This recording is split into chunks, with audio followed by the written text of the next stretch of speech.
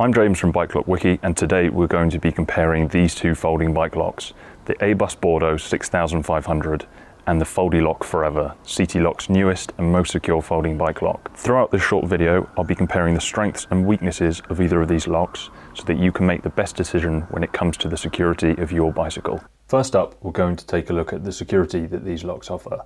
Now, they both offer the Sold Secure Gold rating, meaning they're capable of securing your bike in high-risk areas where thieves are carrying out dedicated attacks with a more extensive toolkit. However, this doesn't mean that they actually offer the same level of security for your bike.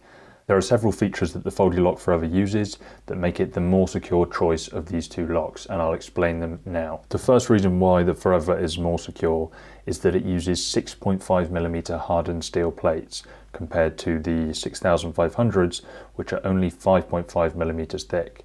Putting more metal in between a thief and your bike is only going to increase the security a lock offers. Therefore, when it comes to the locking plates, the Forever is the more secure option. Next up, the rivets. The Foldylock Forever uses 9mm ultra protected hardened steel rivets. Rivets are often targeted with folding bike locks as a weak point by thieves, and CTLock have addressed this by installing a thick washer in between each of the plates, protecting the rivet from side cutter attack, which are a common method used by thieves to defeat folding bike locks. The Bordo 6500 also uses rivet protection, but they're not quite as secure. If I pull the plates apart, you can actually see the washer in between each of the plates. Now, the washer is obviously inserted here to prevent side cutter attacks using tools such as nut splitters, but there have been destruction tests carried out online where people have easily managed to get through and past the washer, ultimately defeating the lock. CTLock's engineers carried out extensive destruction testing with the Foldylock Forever, and when using a nut splitter, they were unable to break through its rivets, and they actually ended up breaking the nut splitter.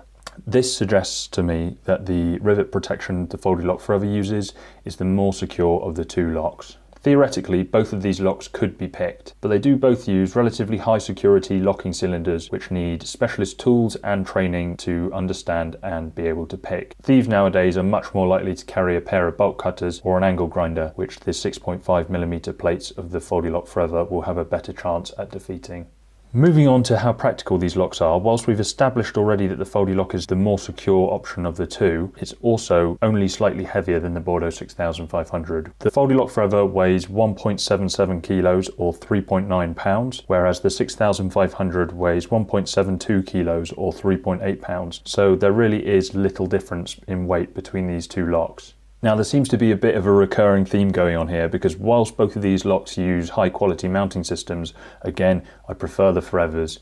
It keeps the Foldylock Forever completely silent whilst riding, it's super easy to mount, and the Forever simply slots into the top of the lock, allowing you to get on the road as quickly as possible. The Bordo 6000's mounting system is good, but it's a little bit more fiddly to use with a rubber strap that closes down over the top of the lock, holding it in place. It also doesn't hold the lock completely silent whilst riding, which can be annoying if you don't like rattly bike parts. Going back to the rivets the Foldylock Forever uses, they're super smooth to use and allow you to open the shackle quickly. The internal locking space the Foldylock Forever uses is slightly larger than the Bordo 6500s. For those of you that are interested in the locking dimensions of either of these locks, I'll include those down in the description along with any other key details. When it comes to the operation of either lock, the Foldylock is supplied with 3 keys, whereas the Bordo 6000 is supplied with 2.